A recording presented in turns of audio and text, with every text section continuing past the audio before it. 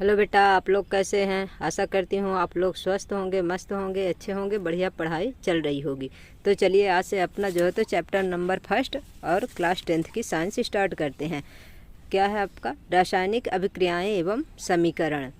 तो देखिए क्या है इसमें। अपने दैनिक जीवन की निम्नलिखित परिस्थितियों पर ध्यान दीजिए और विचार कीजिए कि क्या होता है जब, यानी कि जब अपने हर दिन के जो अपन काम करते हैं तो उसमें जो है तो क्या हमारे आसपास घटित होता है, इस चीज़ के बारे में ध्यान देना है।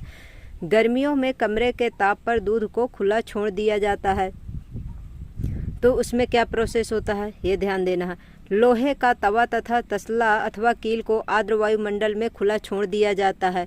अंगूर का किण्वन हो जाता है।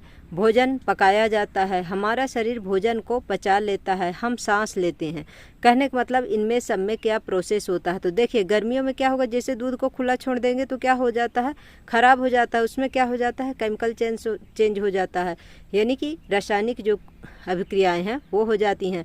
लोहे का तवा और तसला इसमें भी वायुमंडल में रखा रहेगा तो क्या हो जाएगा, लोहे में रस्ट हो जाएगा। और जो ये आपका तसला है इसमें क्या हो जाएगा, इसमें भी जैसे जो बर्तन होते हैं उसमें भी क्या होते हैं, एक अजीब सा उसमें जो है तो निशान पड़ जाते हैं।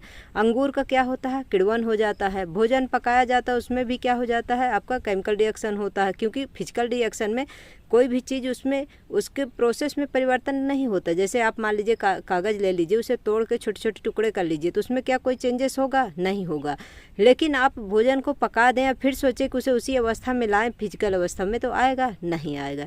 इसलिए ये सब क्या है, आपका जो है तो केमिकल रिएक्शन है। हमारा शरीर भोजन को जो पचा देता है वे भी क्या है, आपका केमिकल रिएक्शन है, केमिकल अभिक्रियाएं हैं। हम जो सांस लेते हैं ये भी क्या है, आपका केमिकल रिएक्शन है। इन सभी परिस्थितियों में प्रारंभिक वस्तु की प्रकृति तथा पहचान कुछ न कुछ बदल जाती है। पदार्थ के भौतिक तथा रासायनिक परिवर्तनों के बारे में हम पिछली कक्षाओं में पढ़ चुके हैं। हम कोई रासायनिक परिवर्तन होता है तो हम कह सकते हैं कि एक रासायनिक अभिक्रिया हुई है। आप शायद सोच रहे होंगे कि रासायनिक अभिक्रिया का वास्तविक अर्थ क्या है। हम कैसे जान सकते हैं कि कोई रासायनिक अभिक्रिया हुई है। इन प्रश्नों के उत्तर पाने के लिए आइए हम कुछ क्रियाकलाप करते हैं कि इसमें रासायनिक अभिक्रिया हुई है कि नहीं हुई है, कि फिजिकल है, क्या है। तो देखिए पहला क्या दिया हुआ आपका, क्रियाकलाप 1.1 दिया हुआ। सावधानी क्या रखना कि इस क्रियाकलाप में शिक्षक के सहयोग की आवश्यकता है। सुरक्षा के लिए छात्र आंखों पर चश्मा पहन लें तो उचित होगा। इसका रीज़न ये है कि जो मैग्नीशियम रिबन है तो बिल्कुल इतना ज़्यादा लाइट के साथ जलता है, रोशनी के साथ, कि आँखों को नुकसान पहुँचाएगा। इसकी वजह से क्या करना है, आँखों में चश्मा लगा करके जो है तो ये जो है तो प्रैक्टिकल करना है। फिर क्या है, लगभग 3 से 4 सेंटीमीटर लंबे मैग्नीशियम रिबन को रेगमाल से रगड़कर साफ़ कर लीजिए, क्योंकि जो ऑक्साइड की परत जम जाती है मैग्नीशियम रिबन के ऊपर तो उसे क्या करना है, साफ़ कर लेना है। उसके बाद उसे जो है तो बर्न करेंगे तो क्या होगा, वो अच्छे से बर्न हो पाएगा, जलेगा। इसे चिमटे से पकड़कर स्पिरिट लैंप या बर्नर से इसका दहन करिए तथा इससे बनी राख को वॉच ग्लास में इकट्ठा कर लीजिए, जैसा कि चित्र 1.1 में दिखाया गया है। मैग्नीशियम रिबन का दहन करते समय इसे अपनी आँखों से यथासंभव दूर रखिए, क्योंकि आँखों के लिए क्या है, ये नुकसान करेगा। क्योंकि इसकी जो लाइट है इतनी ज़्यादा रहती है कि इसके वजह से जो है तो आँखों को नुकसान पहुँचेगा। आपने क्या प्रेक्षण किया, यानी कि आपने क्या ऑब्जर्व किया। तो ये देखिए इसमें क्या है, ये बर्नर है जिसे जो है तो जला लेते हैं। ये क्या है, चिमटा है जिसमें से क्या है, रिबन को पकड़े हुए हैं, मैग्नीशियम रिबन है। और वॉच ग्लास में क्या है, मैग्नीशियम ऑक्साइड है। मैग्नीशियम ऑक्साइड क्योंकि मैग्नीशियम ऑक्सीजन के उपस्थिति में दहन करके क्या बना देता है, मैग्नीशियम ऑक्साइड बना देता है। तो मैग्नीशियम रिबन का वायु में दहन कर मैग्नीशियम ऑक्साइड को वॉच ग्लास में इकट्ठा करना है। तो किस प्रकार का जो है तो ये क्वेश्चन पूछा करता है कि जो मैग्नीशियम रिबन को जलाते हैं तो किस प्रकार की राख देती है, तो वाइट कलर का, यानी कि सफ़ेद कलर के जो राख होती है मैग्नीशियम ऑक्साइड की प्राप्त होती है। आपने देखा होगा कि चमकदार श्वेत लव के साथ मैग्नीशियम रिबन का दहन होता है और यह श्वेत चूर्ण में परिवर्तित हो जाता है। यह मैग्नीशियम ऑक्साइड का चूर्ण है। वायु में उपस्थित ऑक्सीजन तथा मैग्नीशियम के बीच होने वाली अभिक्रिया के कारण यह बनता है। अब क्रियाकलाप 1.2 क्या है, देखिए, एक परख नली में लेड नाइट्रेट का घोल लीजिए और इसमें पोटेशियम आयोडाइड का घोल मिला दीजिए। तो आपने क्या प्रेक्षण किया, यानी आपने क्या ऑब्जर्व किया। एक परख नली लेंगे और उसमें क्या डालेंगे, लेड नाइट्रेट का घोल डालेंगे, फिर उसमें जो है तो ऊपर से क्या मिलाएंगे, इसके बाद उसमें पोटेशियम आयोडाइड डालेंगे। तो देखेंगे कि क्या इसमें बनता है। तो इसमें क्या बनता है, लेड आयोडाइड का पीला अवक्षेप प्राप्त होता है और KMnO बनता है। तो ये क्या है, पोटेशियम, उधर पोटेशियम नाइट्रेट बन जाएगा KMnO3 और इधर पोटेशियम आयोडाइड का आपका येलो कलर का क्या अवक्षेप प्राप्त हो जाएगा। ये किस प्रकार के रिएक्शन है, तो डबल डिस्प्लेसमेंट आपकी रिएक्शन होगी। तो देखिए बेटा, ये क्या है, क्रियाकलाप 1.2 पहले समझते हैं कि क्या है कि एक परख नली में लेड नाइट्रेट का घोल लीजिए। तो लेड नाइट्रेट का फार्मूला क्या होता है, लेड का फार्मूला होता है, लेड यानी सीसा Pb होता है, नाइट्रेट का NO3 होल ट्वाइस 2 होगा, ठीक है ना। PbNO3 का होल ट्वाइस 2 होगा। आप लोग नोटबुक अपने जो कॉपी पेन लेके बैठिए और उसमें जो है तो फार्मूला लिखते जाइएगा। और इसमें से फिर क्या करना है, पोटेशियम आयोडाइड यानी कि Ki, पोटेशियम आयोडाइड का घोल मिला दीजिए। जब एक परख नली लेंगे उसमें क्या लेंगे, लेड नाइट्रेट का घोल लेंगे, फिर उसमें क्या मिला देंगे, पोटेशियम आयोडाइड का घोल मिला देंगे।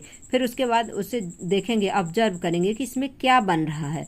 तो इसमें क्या बनेगा आपका PbI, मतलब आपका क्या बनेगा, लेड आयोडाइड का पीला अवक्षेप प्राप्त होगा। किसमें, क्रियाकलाप 2 में आपके लेड आयोडाइड का पीला अवक्षेप प्राप्त होगा और इसमें जो है तो क्या बनेगा, KNO3 बन जाएगा। इस प्रकार से KNO3 क्या हो जाएगा, पोटेशियम नाइट्रेट हो जाएगा आपका, और जो है तो पोटेशियम जो है तो PbI2 क्या हो जाएगा, लेड आयोडाइड का पीला अवक्षेप प्राप्त होता है। इस चीज़ को ध्यान रखिएगा, मैं इसकी अभिक्रिया करा दूंगी। और जो ये अभिक्रिया है तो किस प्रकार की अभिक्रिया होगी, तो ये आपकी डबल डिस्प्लेसमेंट अभिक्रिया होगी और अवक्षेपण अभिक्रिया होगी। इसमें प्रेसिपिटेशन रिएक्शन होता है, क्योंकि इसमें क्या होता है आपका जो है तो पीला लिक्विड जो अवक्षेप प्राप्त होता है तो किस प्रकार से प्राप्त होता है, सॉलिड प्राप्त होता है। किसका, PbI का, यानी कि आपका जो ये Pb यानी कि लेड आयोडाइड जो है तो इसका जो अवक्षेप प्राप्त होगा तो पीला होगा, इसीलिए क्या कहलाएगा, प्रेसिपिटेशन कहलाएगा आपका, यानी कि अवक्षेपण अभिक्रिया भी कहलाएगी। और इस रिएक्शन कौन सी होगी, तो रिएक्शन द्विविस्थापन अभिक्रिया होगी। आपको ये बात समझ में आ गई होगी, नहीं समझ में आएगी तो आप हमें कमेंट में कमेंट करिएगा। अब क्रियाकलाप 1.3 में देखिए, इसके पहले डिस्टर्ब हो गया था, मैं पूरा फ्लास्क वाला बता डाली थी, लेकिन चलिए अब फिर से इसे करते हैं। क्रियाकलाप 1.3 में क्या हो रहा, एक शंक्वाकार फ्लास्क या परख नली में कुछ दानेदार जिंक लीजिए। अब देखिए यहाँ पर ये क्या है, ये फ्लास्क है, इसमें क्या लिया, दानेदार इसमें जिंक डाला है। जिंक का फार्मूला क्या होता है, Zn होता है। तन सल्फ्यूरिक अम्ल क्या होता है, H2SO4 होता है। गाइज आप लोग इतना ज़रूर है बेटा कि आपको फार्मूला लिखते जाना है, क्योंकि ये रासायनिक अभिक्रिया एवं समीकरण का मतलब ही है कि आपको फार्मूला आना चाहिए, तभी आप जो है तो इसको जो है तो बैलेंस कर पाएंगे और आप जो है तो समीकरण बना पाएंगे।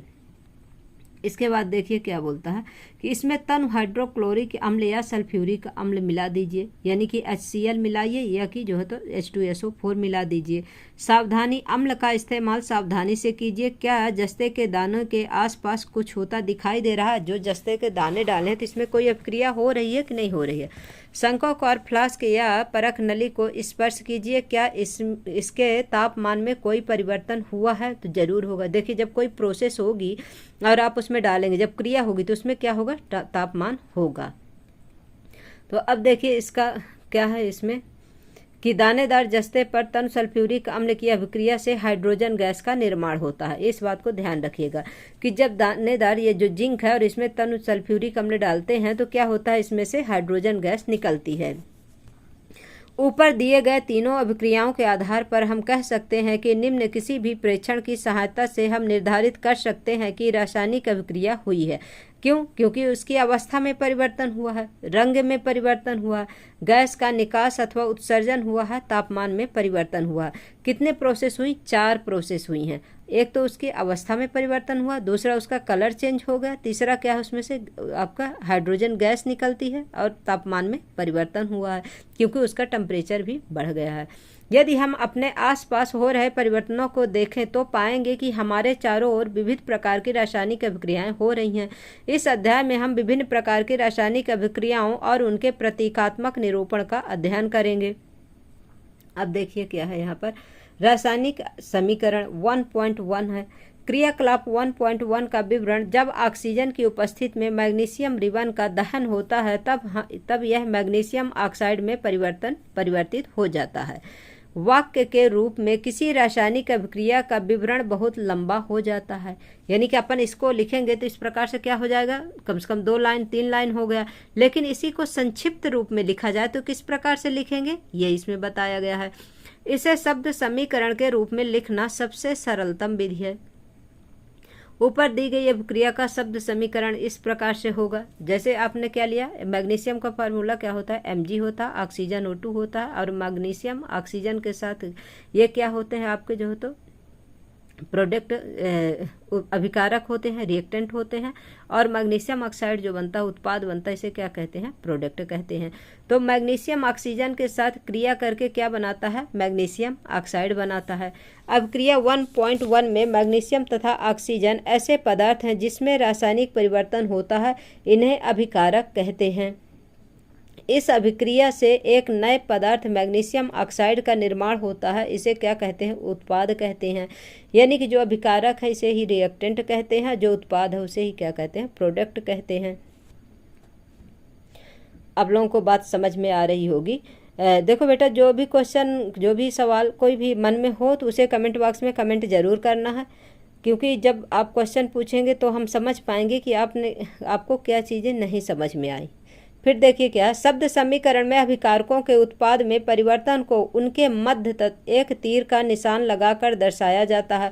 अभिकारकों के बीच योग को प्लस का चिन्ह लगाकर उन्हें बाईं ओर LHS यानी लेफ्ट हैंड साइड लिखा जाता है। इसी प्रकार उत्पादों के बीच भी योग प्लस का चिन्ह लगाकर उन्हें दाईं ओर RH साइड यानी कि राइट हैंड साइड लिखा जाता है। तीर का सिरा उत्पाद की ओर होता है तथा यह अभिक्रिया होने की दिशा को दर्शाता है कि किधर अभिक्रिया हो रही है। 1.11 रासायनिक समीकरण लिखना, मतलब रासायनिक समीकरण किस प्रकार से लिखा जाता है, ये चलिए सीखते हैं। क्या रासायनिक समीकरण के निरूपण की इससे भी संक्षिप्त विधि है, मतलब जो अभी अपन देखे हैं कि हिंदी में लिखे थे, जो कि मैग्नीशियम जो है तो मैग्नीशियम को ऑक्सीजन के साथ अभिक्रिया करके क्या बनता है, मैग्नीशियम ऑक्साइड, तो उससे भी संक्षिप्त रूप है। क्यों? क्योंकि उसका फार्मूला है। तो देखिए क्या है, रासायनिक समीकरण किसी रासायनिक अभिक्रिया को दर्शाता है। यदि आप मैग्नीशियम ऑक्सीजन तथा मैग्नीशियम ऑक्साइड के सूत्रों का स्मरण करें तो उपरोक्त शब्द समीकरण इस प्रकार लिखा जाएगा। मैग्नीशियम का आपका क्या होता है, किससे दर्शाते हैं, Mg से, ऑक्सीजन को O2 से, तो Mg प्लस O2 बराबर क्या बन गया, MgO हो गया। क्या हो गया, मैग्नीशियम ऑक्साइड बना दिया। तीर के निशान के बाईं ओर और दाईं ओर के तत्वों के परमाणुओं की संख्या की गिनती कर उनकी तुलना करें। अब देखिए, मैग्नीशियम 1 है आपको जो है तो उत्पाद में भी मैग्नीशियम 1 है, लेकिन ऑक्सीजन कितना है, 2 है, तो यहाँ पर भी 2 होना चाहिए। इसीलिए Mg के आगे क्या लगा देंगे, 2 लगा देंगे, और इधर भी क्या कर देंगे, 2 लगा देंगे, क्योंकि यहाँ पर Mg भी 2 हो जाएगा, आपका ऑक्सीजन भी 2 हो जाएगा। इसीलिए जो है तो आपको इसमें Mg में क्या लगा देना है, 2 लगा देना है, और Mg के पहले जो आपका प्रोडक्ट है इसमें भी 2 लगेगा। तीर के निशान के बाईं ओर और दाईं ओर तत्वों के परमाणुओं की संख्या की गिनती कर उनकी तुलना करें। क्या दोनों ओर तत्वों के परमाणुओं की संख्या समान है? यदि है तो समीकरण संतुलित है, यदि नहीं तो समीकरण असंतुलित है, क्योंकि समीकरण के दोनों ओर का द्रव्यमान बराबर नहीं है। किसी अभिक्रिया का ऐसा रासायनिक समीकरण ढांचा रासायनिक समीकरण कहलाता है। इस प्रकार समीकरण 1.2 मैग्नीशियम के वायु में जलने का ढांचा समीकरण है। 1.12 में संतुलित रासायनिक समीकरण का महत्व, मतलब इसका क्या महत्व है, क्यों संतुलित करना चाहिए। आपको द्रव्यमान के संरक्षण का नियम स्मरण होगा जो अपन क्लास 9th में पढ़े थे, जिसका आपने 9वीं कक्षा में अध्ययन किया था। किसी भी रासायनिक अभिक्रिया में द्रव्यमान का ना तो निर्माण होता है ना ही विनाश होता है, अर्थात किसी भी रासायनिक अभिक्रिया में उत्पाद तत्वों का कुल द्रव्यमान अभिकारक तत्वों के कुल द्रव्यमान के बराबर होगा। यानी कि जो उत्पाद बनेगा तो कैसे होगा, जो जितना अभिकारक है उतना ही क्या होना, जितना अभिकारक का द्रव्यमान है उतने ही उत्पाद का द्रव्यमान होना चाहिए, तभी क्या है आपका समीकरण संतुलित है। क्योंकि द्रव्यमान संरक्षण का नियम लागू होता है ना, उसके अकॉर्डिंग जो है तो इसे संतुलित करना जरूरी है। इसके द्रव्यमान में, इसके भार में कोई भी चेंज नहीं होगा। दूसरे शब्दों में रासायनिक अभिक्रिया के पहले एवं उसके पश्चात प्रत्येक तत्व के परमाणुओं की संख्या समान रहती है, इसीलिए हमें कंकाली समीकरण को संतुलित करना आवश्यक है। क्या रासायनिक समीकरण 1.2 संतुलित है? आइए हम रासायनिक समीकरण को चरणबद्ध संतुलित करना सीखें। अब देखिए क्या क्रियाकलाप 1.3 में शब्द समीकरण को इस प्रकार दर्शाया जाता है, यानी कि शब्द समीकरण किस प्रकार से लिखा जाता है, सूत्र किस प्रकार से लिखा जाता है। शब्द जैसे क्या बोला था, जो अपन समीकरण 1.3 पढ़े थे, क्रियाकलाप जो 1.3 पढ़े थे उसमें क्या था, जिंक था, और जिंक को कुछ छोटे छोटे जो दाना था उसे फ्लास्क में डालकर उसमें क्या डाले थे, सल्फ्यूरिक अम्ल डालना था, या कि HCl या कि H2SO4 डालना था। फिर इसके बाद क्या उसमें क्रिया होकर क्या बनी, जिंक सल्फेट बन गया, प्लस क्या बन गया, हाइड्रोजन गैस निकल गई। जिंक सल्फेट जो, तो इसे किस प्रकार से लिख सकते हैं, तो देखिए इसका फार्मूला जिंक का क्या है, Zn है, सल्फ्यूरिक अम्ल का क्या है, H2SO4 है। ये इसके साथ क्रिया करके क्या बनाता है, जिंक सल्फेट बनाता है। जो ये सल्फ्यूरिक अम्ल है तो जिंक के साथ जुड़कर जिंक सल्फेट प्लस क्या करता है, हाइड्रोजन गैस मुक्त कर देता है। आइए समीकरण 1.3 में तीर के निशान के दोनों ओर के तत्वों के परमाणुओं की संख्या की तुलना करिए। अब देखिए इसमें क्या है, जिंक कितने हैं, 1 है, हाइड्रोजन कितने हैं, 2 है, और ये सल्फेट कितना है, SO4 कितना है, सल्फर 1 है, ऑक्सीजन कितना है, 4 है। तो आपका ये क्या हो गया, आपका रिएक्टेंट की तरफ देखिए क्या है, जिंक 1 है, प्रोडक्ट की तरफ देखिए जिंक 1 है, हाइड्रोजन कितने हैं, 2 है, प्रोडक्ट की तरफ देखिए आपका हाइड्रोजन कितना है, 2 है, सल्फर 1 है, सल्फर 1 है, ऑक्सीजन 4 है, और इसमें भी 4 है। इस प्रकार से ये क्या है, समीकरण आपका संतुलित है। तो इसके बाद क्या है, आइए समीकरण 1.3 में तीर के निशान के दोनों ओर के तत्वों के परमाणुओं की संख्या की तुलना करते हैं। तो अब देखिए इसमें क्या है, तत्व दिए हुए हैं जिंक, हाइड्रोजन, सल्फर, ऑक्सीजन। अभिकारकों में परमाणुओं की संख्या LHS और RHS, मतलब लेफ्ट हैंड साइड और राइट हैंड साइड। तो जिंक की संख्या कितनी है, 1 है, और 1 कितना है, उत्पाद में भी है। हाइड्रोजन कितने हैं, 2 हैं, और उत्पाद में भी 2 हैं। सल्फर कितना है, 1 है, और इसमें उत्पाद में भी कितना है, 1 है आपका। ऑक्सीजन कितने हैं, 4 हैं, और उत्पाद जो आपको प्रोडक्ट है उसमें भी जो है तो क्या है आपका 4 है। तो इस प्रकार से क्या है, समीकरण आपका संतुलित है। समीकरण 1.3 में तीर के निशान के दोनों ओर के प्रत्येक तत्व के परमाणुओं की संख्या समान है, इसीलिए यह एक क्या है, संतुलित रासायनिक समीकरण है। अब हम निम्न रासायनिक समीकरण को संतुलित करने का प्रयास करते हैं। अब देखिए दूसरा समीकरण दिया हुआ है आपके पास, और इसको क्या है, आयरन दिया हुआ है। आयरन का जल के साथ अब क्रिया करके क्या बनाता है, आयरन ऑक्साइड बनाता है, प्लस क्या बनाता है, हाइड्रोजन गैस मुक्त करता है, हाइड्रोजन गैस बनती है। फर्स्ट चरण में क्या है, रासायनिक समीकरण को संतुलित करने के लिए सबसे पहले प्रत्येक सूत्र के चारों ओर एक बॉक्स बना लीजिए। समीकरण को संतुलित करते समय बॉक्स के अंदर कुछ भी परिवर्तन नहीं कीजिए, यानी कि अपने को जैसा है वैसे ही लिख करके बॉक्स के अंदर फिक्स कर लेना है, और ये देखना है कि किधर कितनी संख्या है। आयरन कितना दिया हुआ आपको देखिए, रिएक्टेंट की तरफ जो है तो 1 है, जल की मात्रा कितना, हाइड्रोजन कितना है, 2 है, और ऑक्सीजन कितना है, 1 है रिएक्टेंट में। प्रोडक्ट जो बना आपका आयरन ऑक्साइड कितना है, Fe3O4 है, यानी कि आयरन इधर कितना है, 3 है, ऑक्सीजन कितने हैं, 4 है, अब प्लस हाइड्रोजन कितना है, 2 है। तो हाइड्रोजन क्या है आपका संतुलित है, लेकिन आयरन और ऑक्सीजन ये क्या है, संतुलित नहीं है, क्योंकि आयरन इधर जब आपके प्रोडक्ट में 3 है तो आपके रिएक्टेंट में भी 3 होना चाहिए। तो Fe के पहले क्या लगा देंगे, 3 लगा देंगे। और यहाँ पर देखिए क्या है, ऑक्सीजन H2O है, ये एक साथ लिखा। अब हाइड्रोजन के पहले क्या लगा देंगे, यहाँ पर 4 लगा देंगे। जब 4 लगा देंगे तो 4 दूनी 8 हाइड्रोजन हो जाएगा, और 4 ऑक्सीजन भी हो जाएगा। तो हाइड्रोजन के पहले क्या लगा देंगे आप, यहाँ पर जो प्रोडक्ट में है, यहाँ भी 4 लग जाएगा, जिससे क्या हो जाए 4 दूनी 8 क्या हो जाए आपका हाइड्रोजन भी हो जाए। अगर बेटा आपको ये चीज़ नहीं समझ में आती, मैं इसे लिख के बताऊंगी, बस आपको सिर्फ कमेंट करना है और कुछ नहीं करना है। आपको मेरे से सवाल सिर्फ पूछना है, क्वेश्चन करना है। अब चरण 2 देखिए, असंतुलित समीकरण 1.5 में उपस्थित विभिन्न तत्वों के परमाणुओं की संख्या की सूची बना लीजिए। अब देखिए जो अपने को ये तत्व दिए हैं इसे लिख लेना है इस प्रकार से। किस प्रकार से संतुलित करना है इसमें से ये बताया। आयरन हो गया, हाइड्रोजन हो गया, ऑक्सीजन हो गया। देखिए 3 चीज़ ही अपने को इसमें दिया है, आयरन, हाइड्रोजन, ऑक्सीजन, ठीक है, तत्व दिए हुए हैं। आयरन कितना है 1 है, हाइड्रोजन कितना है 2 है, ऑक्सीजन कितना है 1 है, आपके LH साइड लेफ्ट साइड। और राइट साइड में देखिए कितना दिया हुआ, आयरन कितना दिया है 3 दिया हुआ है, हाइड्रोजन कितना दिया है 2 दिया हुआ, ऑक्सीजन कितना दिया है 4 दिया हुआ। तो आपको क्या करना है, जो ये 3 है और यहाँ 1 है तो ये 3 को Fe के पहले लगा देना है, तो 3Fe हो जाएगा। और हाइड्रोजन 2 आपका रिएक्टेंट में भी है, प्रोडक्ट में भी है, तो इसमें कोई चेंज नहीं करना है। लेकिन ऑक्सीजन में देखिए, ऑक्सीजन कितना है, यहाँ 1 है, यहाँ 4 है, तो इस 4 को उठा के ऑक्सीजन के पहले लगा देना है। तो इस प्रकार से क्या हो जाएगा, ये संतुलित हो जाएगा।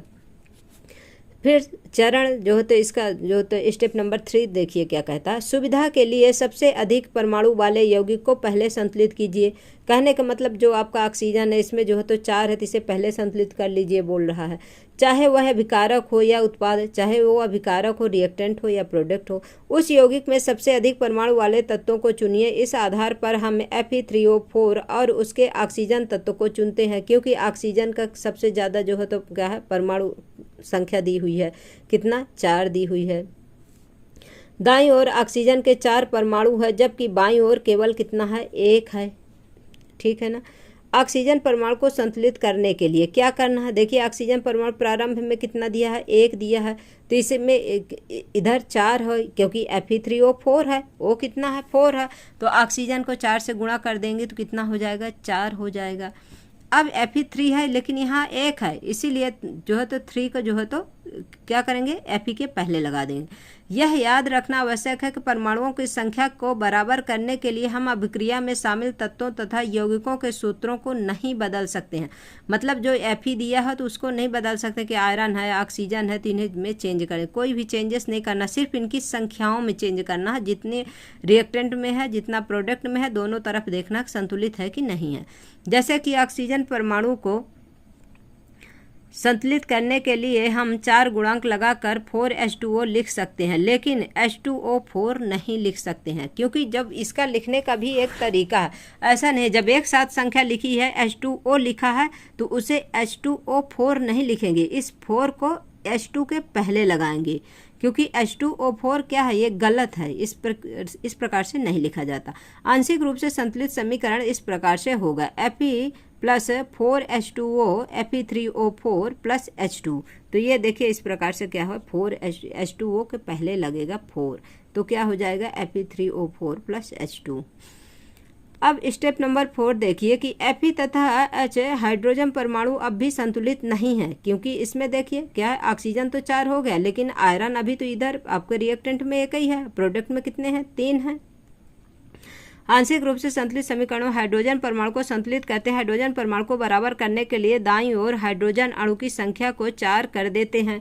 अब देखिए यहाँ हाइड्रोजन कितना हो गया 8 हो गया, क्योंकि 4 नीचे इसके 2 जो संख्या इसका मल्टीप्लाई हो जाता है, जो यहाँ पर संख्या दी रहती है, इसलिए 8 हाइड्रोजन हो जाएगा। तो यहाँ भी 8 करना जरूरी है, इसीलिए हाइड्रोजन के पहले क्या लग जाएगा 4 लग जाएगा। ये देखिए यहाँ पर क्या है, प्रारंभ में जो है तो 4H2O में 8 जो है तो कितने अभिकारक में कितने हो जाए 8 है, उत्पाद में कितना है 2 है, तो इसे क्या करेंगे 2 गुणे 4 कर देंगे तो कितना हो जाएगा 8 हो जाएगा।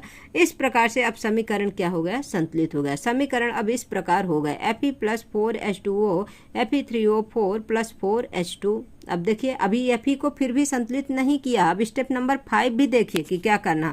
इसमें एक एक जो है तो बताया है कि हर एक को किस प्रकार से संतुलित करना है, लेकिन इसे आपको अगर जल्दी समझ में आ जाता है तो आप आसानी से आप रिएक्टेंट गिनिए और प्रोडक्ट में कितने हैं ये देखिए और दोनों को जो है तो संतुलित कर दीजिए। स्टेप नंबर 5 में ऊपर दिए गए समीकरण की जांच कीजिए तथा तीसरा तत्व चुन लीजिए जो अब तक असंतुलित है। तो कौन सा संतुलित है, Fe आयरन जो है। आप पाएंगे केवल लोहा ही एक तत्व है जिसे जो संतुलित करना शेष है यानी कि बाकी है। लोहा आयरन परमाणु प्रारंभ में कितना दिया है 1 Fe में, और इधर उत्पाद में कितना है 3 Fe3O4 है। तो क्या करेंगे 3 का 1 के साथ मल्टीप्लाई कर देंगे और जो Fe जो है उसके पहले 3 लगा देंगे। तो अब देखिए ये प्रॉपर जो है तो संतुलित हो गया। Fe को संतुलित करने के लिए बाईं ओर हम Fe के 3 परमाणु लेते हैं। तो इस प्रकार से क्या होगा 3Fe + 4H2O Fe3O4 + 4H2। अब क्या होगा ये संतुलित हो गया। फिर स्टेप नंबर 6 में देखिए अंत में इस संतुलित समीकरण की जांच के लिए हम समीकरण में दोनों ओर के तत्वों के परमाणुओं के संख्याओं का परिकलन करते हैं। यानी कि अब अपने को यह देखना है कि जो दोनों तरफ संतुलित हो गए, मतलब Fe आपका उत्पाद में 3 है तो प्रोडक्ट में भी 3 होना चाहिए।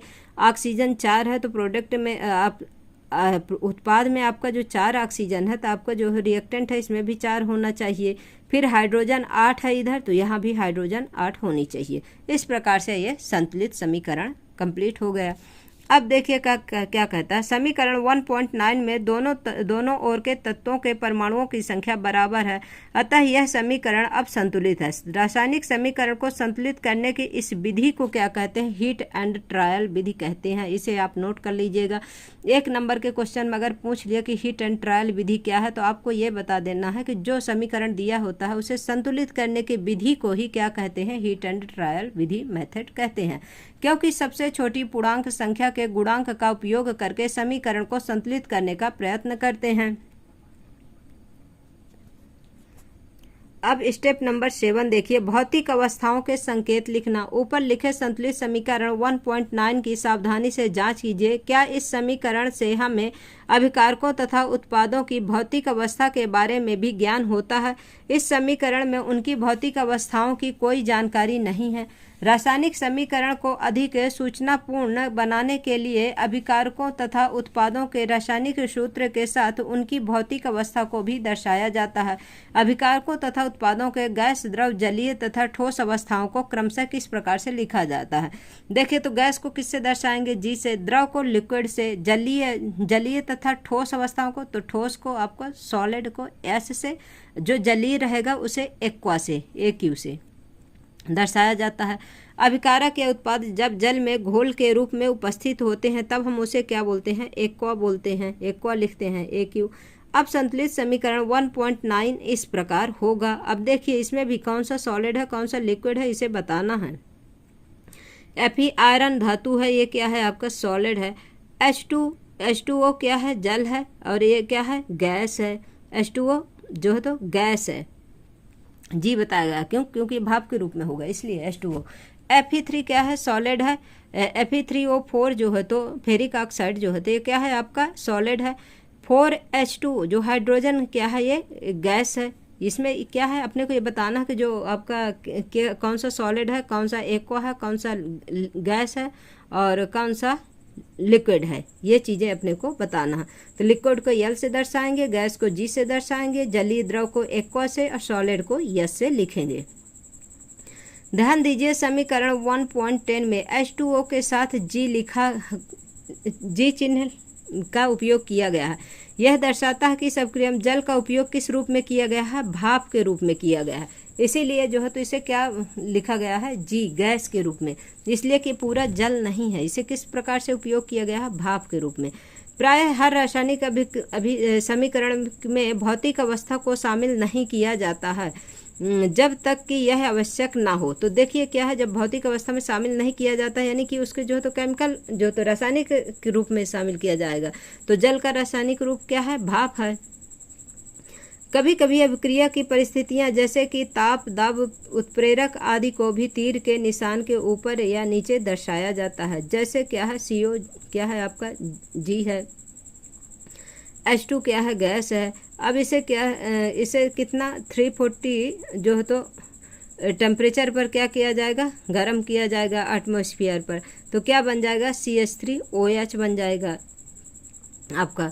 फिर इसके बाद क्या है, इसी प्रकार जो है तो 6CO2 यानी कि कार्बन डाइऑक्साइड, पहले क्या है कार्बन मोनोऑक्साइड क्या है आपका, गैस है।